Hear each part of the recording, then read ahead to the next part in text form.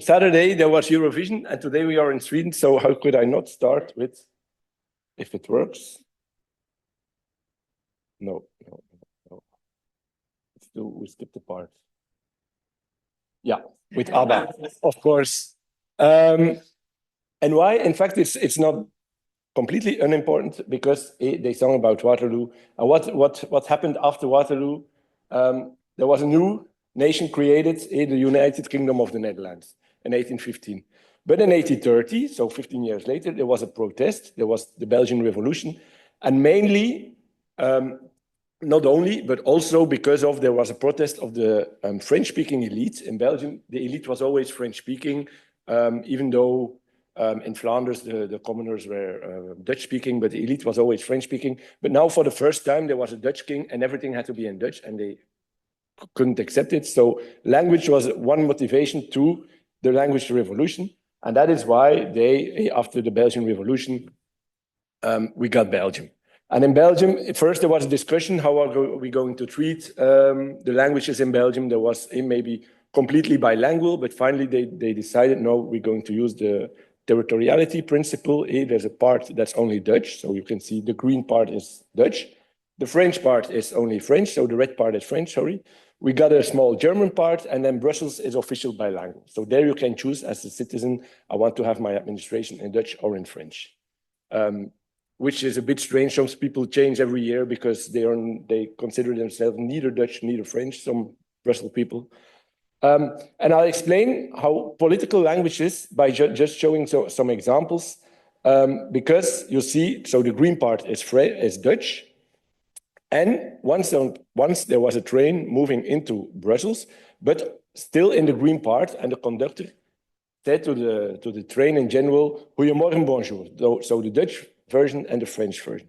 But that's not allowed because you are in the green part, you are in the Dutch part, the Flemish part. So you can only say official communication in Dutch. So there was a citizen who said, I'm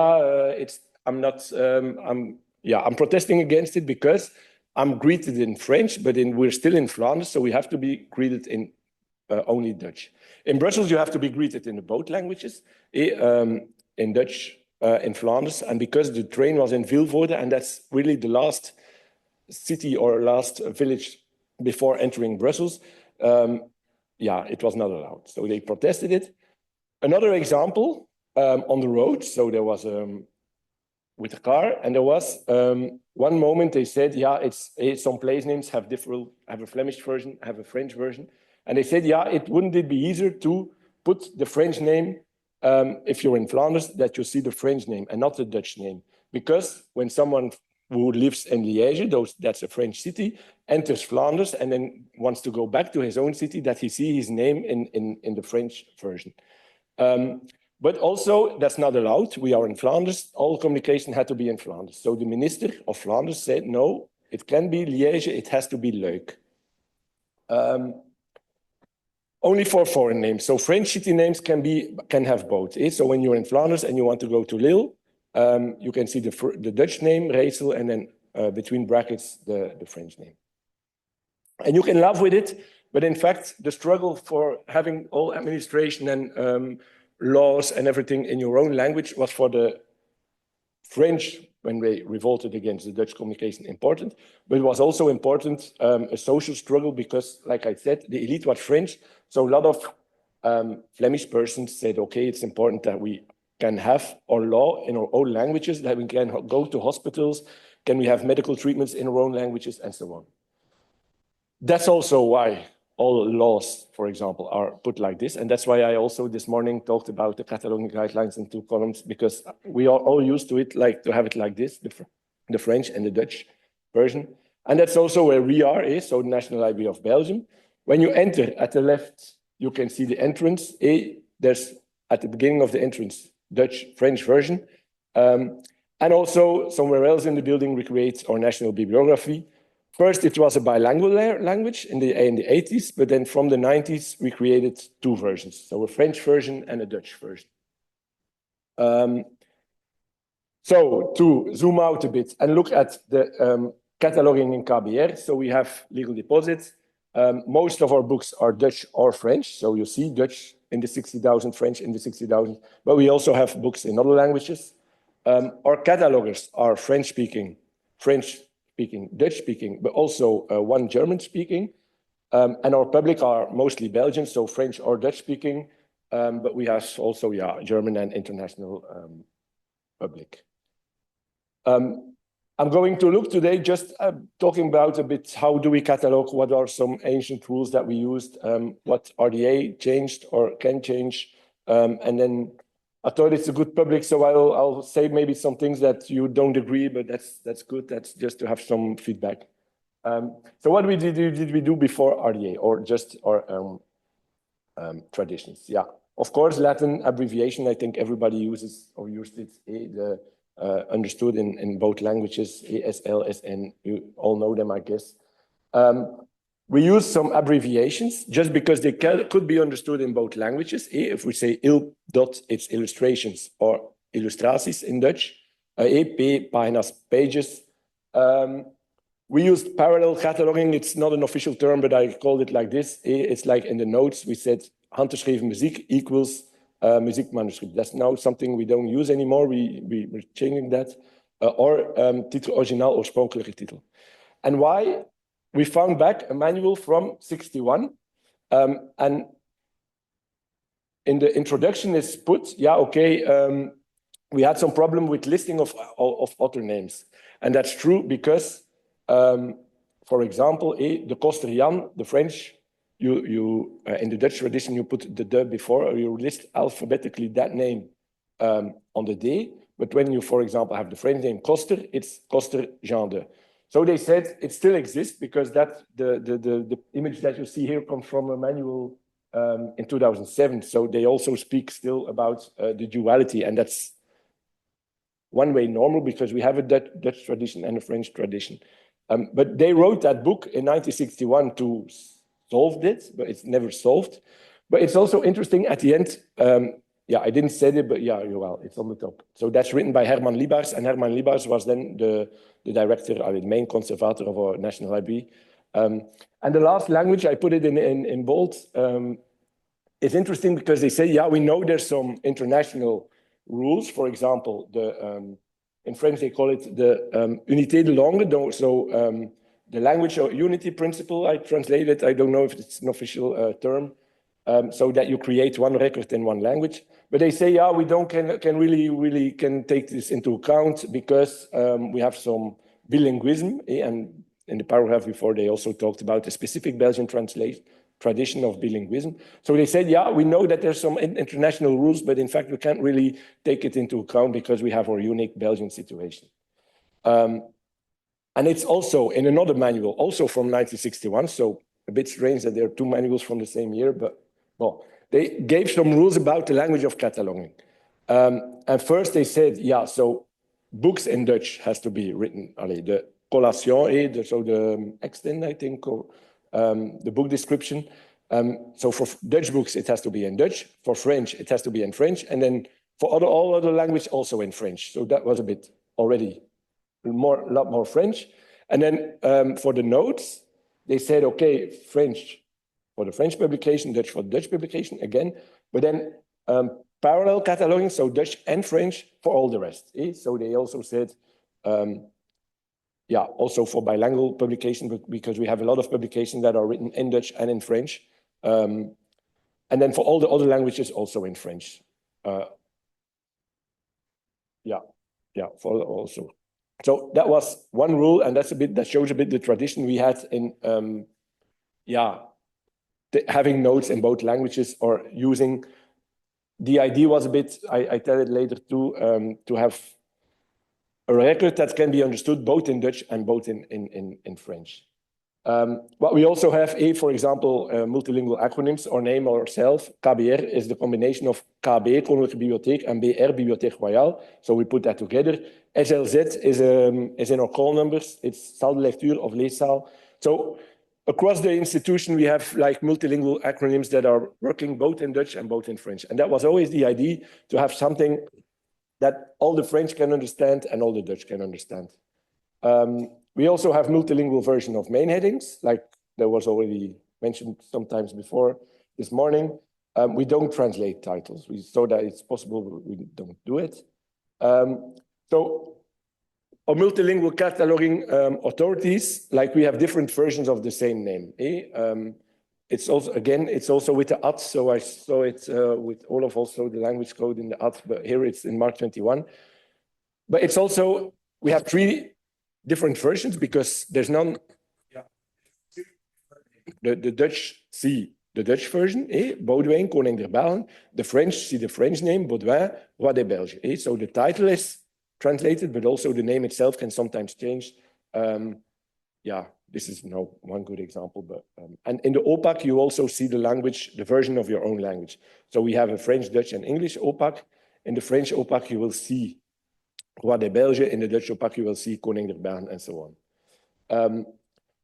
Sometimes I hear, yeah, just show the English version, but it's difficult because we have already 3 official languages, Dutch, French, German, and so English is not one of them. So English is maybe better for international use, and some records have the language of cataloging English. But for our Belgian citizen, I'm not always happy with just showing the English version or just creating one version in English. So I think it's still important to have like the Dutch version, the French version, and the English, or maybe sometimes also the German version. But yeah. And that was a bit the idea. So like I said, we have one record that can be understood in all languages, French, Dutch, in all languages, only French and Dutch, so bilingual. And are just like the il-punt, p-punt, language independent. But that's not always true because also some rules, language determines also some other rules, like, for example, abbreviation. Do you put a point after it or not? In Dutch, it's necessary. In French, it's not always, it's possible, but it's not obliged. Right? So, the euro sign, in Dutch, you put it before the amount. In French, you put it after the amount. So even though you thought you created a record that's language independent, even by just showing the price, you can see, yeah, it's made by the French person or made by the Dutch person. Our solution is now to just use EUR, so that's solved. Yeah, and the third example was the colon. Sometimes you put name, space, colon, or without space. In Dutch, it's without. In French, it's with. So it's logic. Okay? Different languages have not only different words, they have also different rules for capitalization, word orders, punctuation, and so on. That creates also, or that's also important in creating bibliographic records. And then came RDA, or the beginnings of RDA. What did we do? Okay, we saw that we're going to use less Latin or multilingual abbreviations. So we'll put illustrations, pages, et al is replaced by and so on, and x others, and so on. So we give more textual contents. And to go back to the principle of unité de langue, we try to enforce it still. So that was a big break of a tradition. So in fact, we should neglect the standards to fit our Belgian traditions. We try to change we'll adapt our own internal traditions just to align the international standards.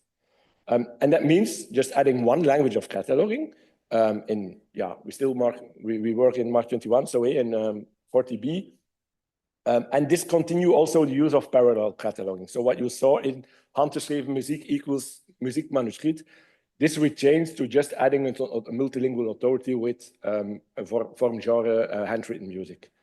And then we created some specific rules. Yeah, I just put the French because I didn't have time to translate it, but it's a bit the same like I showed. Dutch books are in Dutch, French book in Dutch.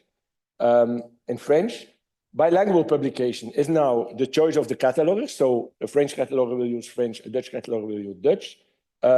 German can be Dutch, French, or German. And all the others can be also like the language of the cataloger, Dutch or French. And the patrimonial documents or the documents without a text like coins, manuscripts are in English, specifically for that international public. In the RDA toolkit, we saw that it's the language preferred by an agent. So the language of cataloging can be the language preferred by the agent who creates the metadata.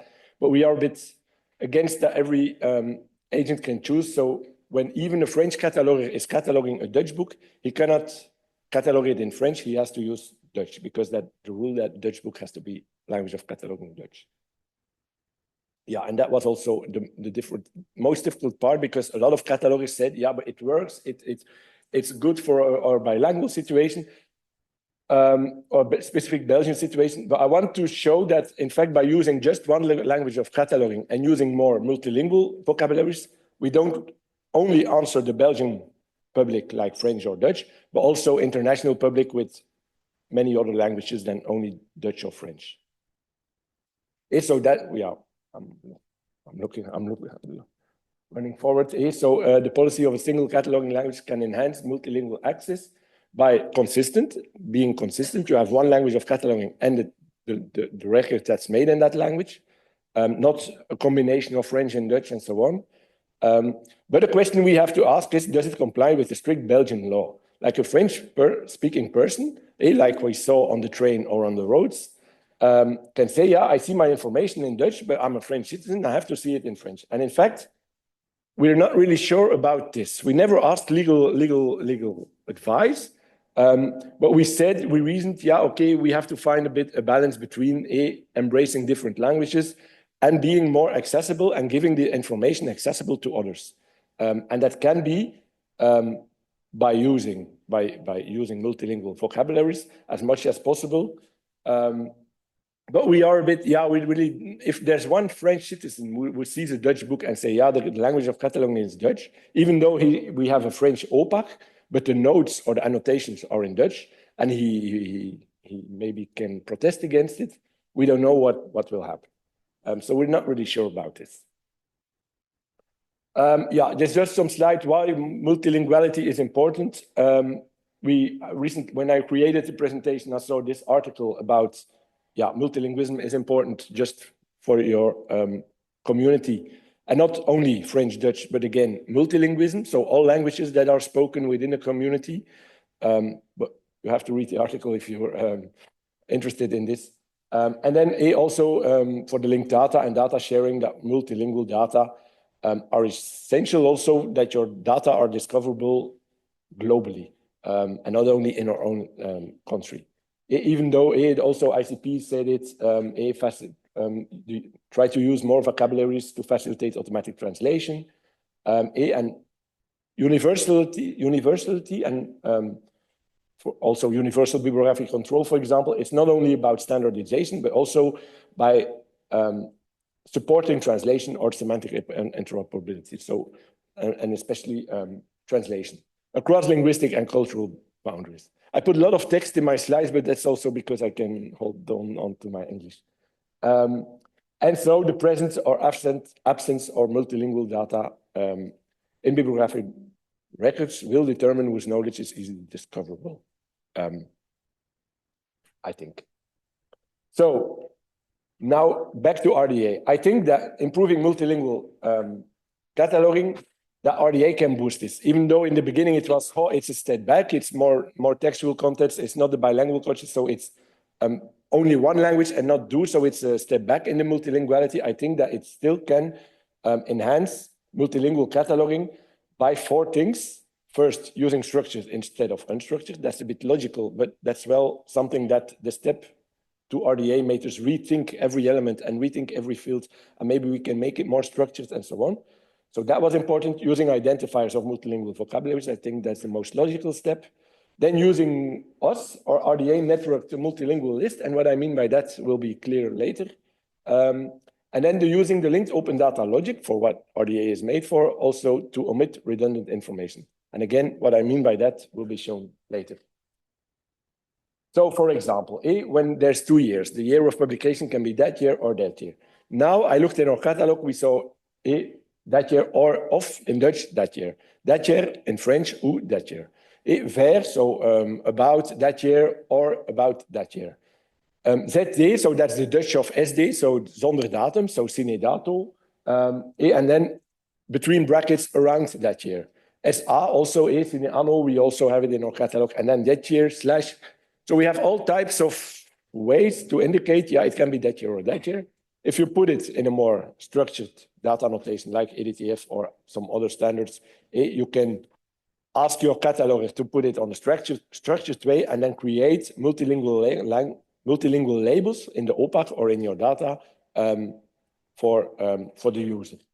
I'll show you later a bit of a demo that I quickly made just to show how it can work, but like that way, it's more structured, it's more easily comprehensible than just information in one language or in X different versions. So multilingual vocabularies, it's also already mentioned this morning.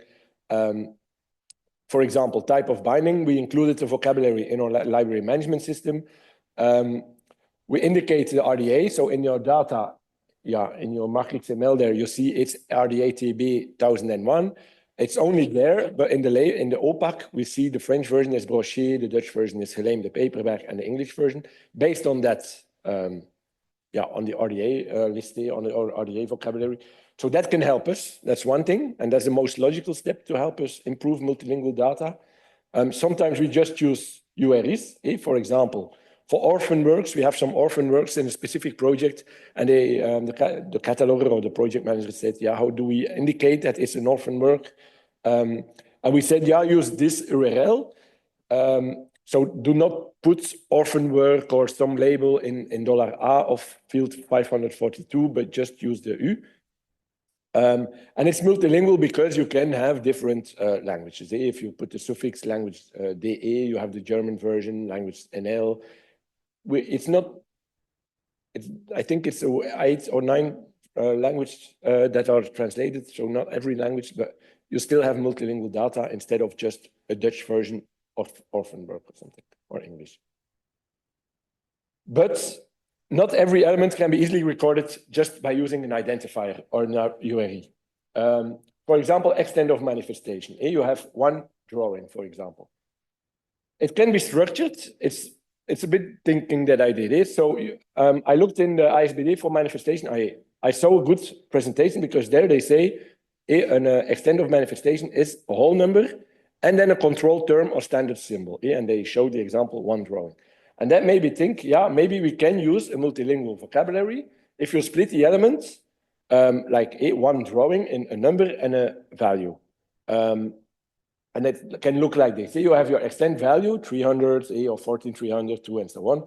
And then your extent unit. And then you have pages, volumes, volume and pages, scores, and so on.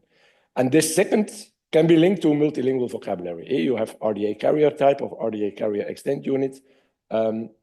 But and then I also see on page unnumbered. This is more difficult, but again, I'll try to solve that later. But that's already one way how you can, in fact, one element can split up in 2 different parts and then a free text and a vocabulary linked to a vocabulary. But in our library management system, it's not possible. You have just extent of manifestation, 300A, and it's just a text field. So, but maybe in some systems you can. I asked our data manager, and he showed me how you can do it in Bitframe. I'm not an expert in Bitframe, so correct me if I'm not wrong. And he said, you can create a subclass, KBR extent. Afterwards, I heard that it's not really necessary, but then you create your own extent value, and then your extent unit. 300 is your extent value, extent unit, and then the code of the RDA vocabulary carrier extent unit, 1023, that stands for pages. And then you create your label 300 pages, páginas, Seiten. So this is the RDA vocabulary page. Again, a side note here, it's not a big problem, but all RDA vocabularies include English reference. For example, RDA CIRX, RDA TB. It's not a big problem, but in fact, it's also not really necessary to put like textual information, language information in your identifier of a registry. So that's a bit a pity, I guess, because you already have to know English to know that RDA-TB stands for RDA type of binding. And that's not really necessary. Like a Wikidata, you just have a queue and a number. In fact, that's also possible. Just a side note. I have some other side notes. Here I have also another side note about your application profile, because in your toolkit, you can say, you can use one or more recording methods. But if you do it like this for your extent of manifestation, can you combine? You can say, it's structured. You have a value unit and an your page and so on. But it's not really structured because it's not really a good definition of your approach because you have an unstructured and an identifier part. So I don't know how to do it or how to document it, but that was just a side note. Yeah. So these are my first 2 points. Now, the third is also a bold, it's not bold, it's just a proposition. Because some fields, you can choose a multilingual vocabulary. It's difficult to do the second, to split, because there's too much variation possible. Even extent of manifestation, you can have a whole list of X unnumbered pages, then so numbered pages, and then, so even that can be sometimes difficult. So what then we do? Sometimes we still use a vocabulary from the 50s, that's to just translate some bibliographic terms, like we used it in our OPAC, we used it in our cataloging guidelines too, to just know what's the exact definition of a certain term. So just using normal vocabularies, create our own multilingual lists. That's something we offer to our catalogers. For example, in that field, plaats van publicatie niet geïdentificeerd. So a place of publication not identified. We translated it in Dutch, French, German, just to know that the cataloger always uses the same formulation. We have it listed by field because they catalog by Mark 21 field, so we have it here listed by Mark 21 field. All our guidelines, so also again the French and the Dutch columns is via, well, yeah, it's in GitHub recently, so we put it on GitHub. For city names, the Belgian government has created some lists, so you can see again the example of Lowagie. You have a German version, you have a French version, you have a Dutch version, but that can be important also for putting a place of birth, for example. When a French person is born in Luik, and a Dutch cataloger, yeah, he will know it's Liège, but for sometimes you don't always know what the French version of that city name. So there exists some official lists. Because Luik is a big city, Liège is a big city, but there are like smaller towns who also have a French variant, and this is good that we have such lists. But there is no Dutch translation of the RDA. So when we looked at place of publication or date of publication not identified, we translated it and datum van publicatie niet geïdentificeerd.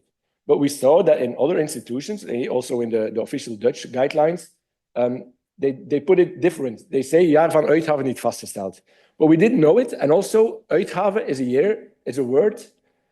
We know it in Belgium, but we never use it. So it's really a Dutch word from the Netherlands.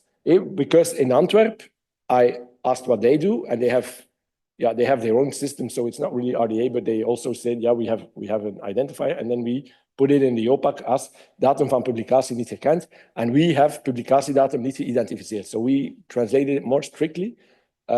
So even in one language, we already have 3 different versions of how to translate that date of publication not identified. Maybe in another language you have the same situation, I don't know. But that's also because there's no official Dutch translation of the RDA toolkit, but maybe a full translation of the toolkit is not necessary, but just translating such terminologies like date of publication, a number of pages. So that is my proposition. Maybe we should establish or publish such multilingual lists if they don't exist yet, but I didn't find them. Like 1 volume in pages, 5 unnumbered pages, date of publication not identified.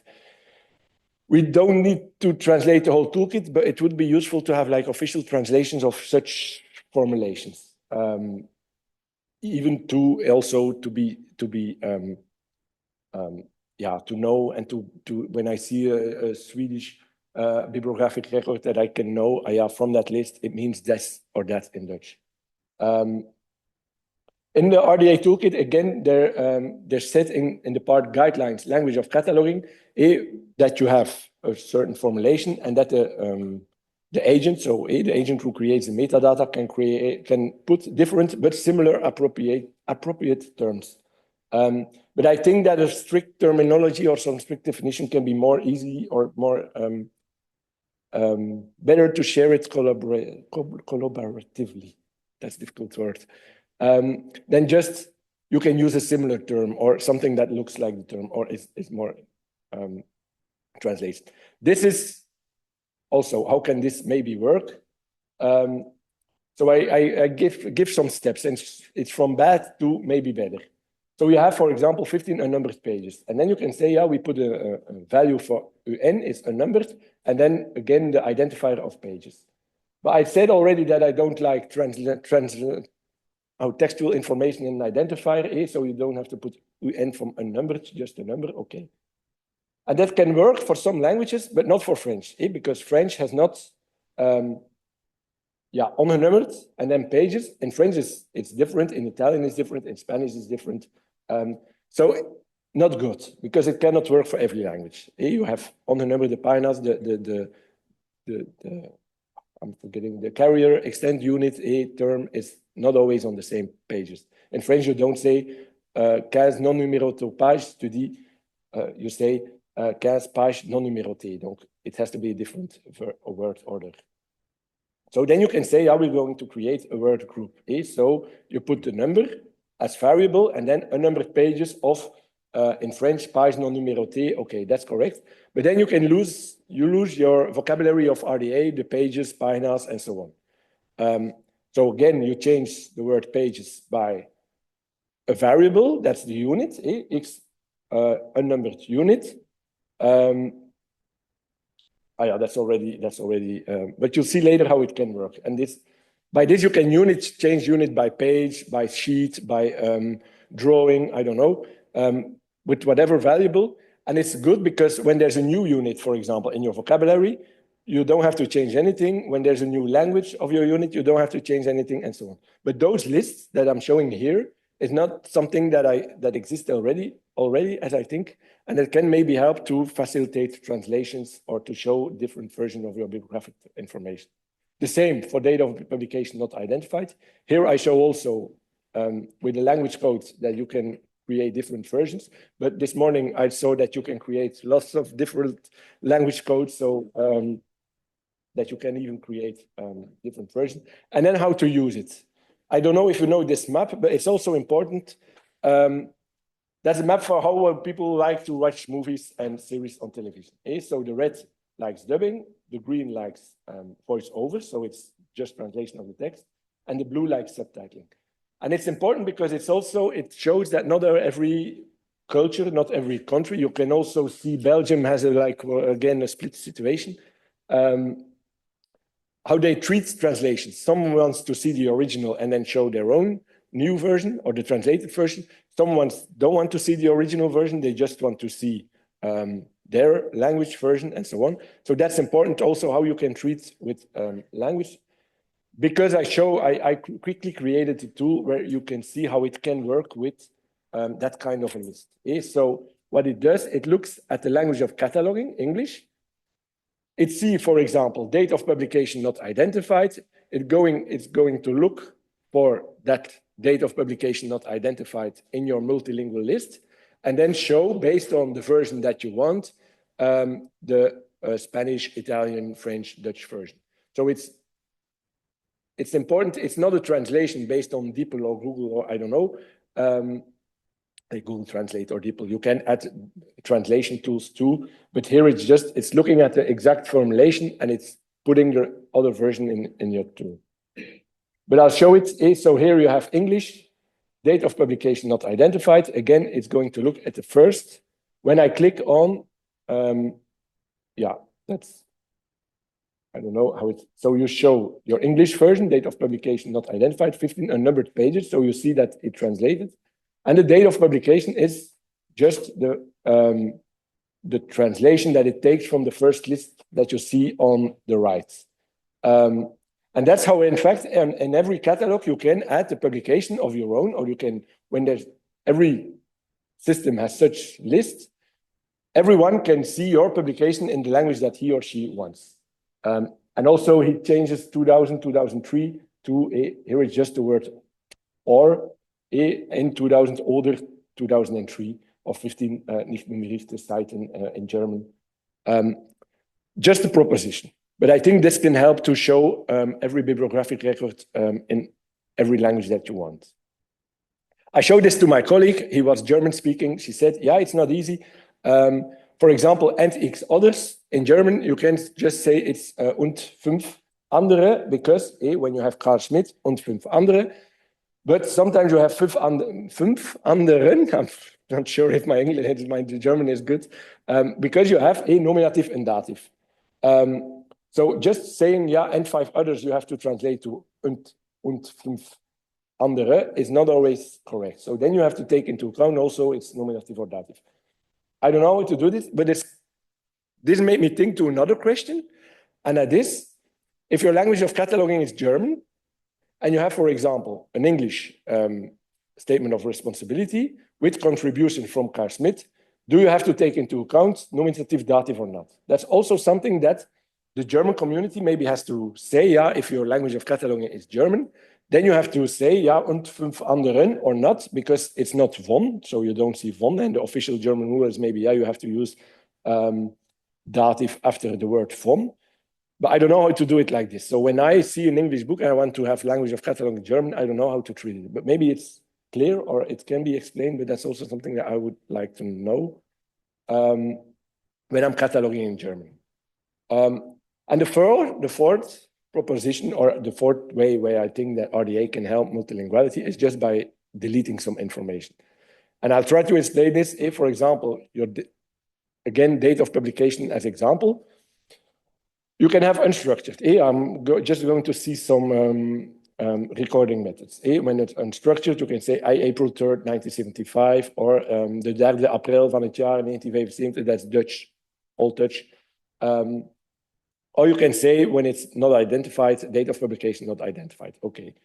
When it's known, you can have a structured method. When the structured methods can be EDTF or ISO 8601.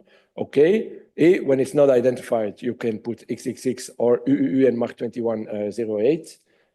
Or yeah, position 6, you can also put N, it's for unknown date, I think. Okay, you can use even an identifier for a known date. You have a Wikidata vocabulary that you can use. April 3, 1975. You have all different language labels. Okay, but when it's not identified, how do you put this? In Wikidata, I didn't find a label that said, yeah, the date of publication is not identified. You only has things for real dates. So I asked my data manager, and I said, yeah, how does it come? And he said, yeah, it's logic, and that's true. He said, yeah, it's the open world assumption. And it's true, RDA is designed for linked data and follows the semantic web principles. And we saw on the RDA toolkit, we found a presentation of Katie Glennon, and she also said, yeah, the new RDA toolkit will use the open world assumption, and that means that when the information is not there, it doesn't mean that it's not true. It just means that it's unknown. So our data manager just said, yeah, it's logical. We never put information that's not identified or not known. So putting date of publication is not identified. He thought it's a bit ridiculous. Just leave it empty, and then it's logic that it's not identified. And we have also the tradition, or I think all catalogers have a tradition. Yeah, we have to put it because it shows that we have looked for it and it's not clear. But he was a bit laughing with it, and he said, yeah, just leave it out, just put nothing, and then it's clear that it's not identified. And then making use of the linked open data logic, when it's identified in 10 years, you can add it and you can use, someone else has identified the date of publication, so I can use it in my own record. So this is the next proposition, maybe omit explicit statements about date of publication not identified, then we don't have to bother making multilingual list. We just put nothing. We don't put SD, we don't put SA, we don't put date of publication not identified. We just leave the field blank. Only 3 catalogers got a heart attack when I told them this. It's okay. So this is a bit my summary. Okay, so cataloging data are really fully language independent, like we thought. So we have to be taken into account. We try to use one language of cataloging. And then we have to enhance accessibility by enhancing multilingualism. And I think RDA can support this by one of the 4, or maybe a combination of the 4, use more structured and unstructured, using identifiers, use maybe an RDA network to generate multilingual list or more translations, not only of the registry, but also of the terms used, and then maybe omit redundant information. And then for my last slide, I go back to ABBA, sorry. And I say thank you. Or it's a multilingual thank you, and thank you. Thank you. So.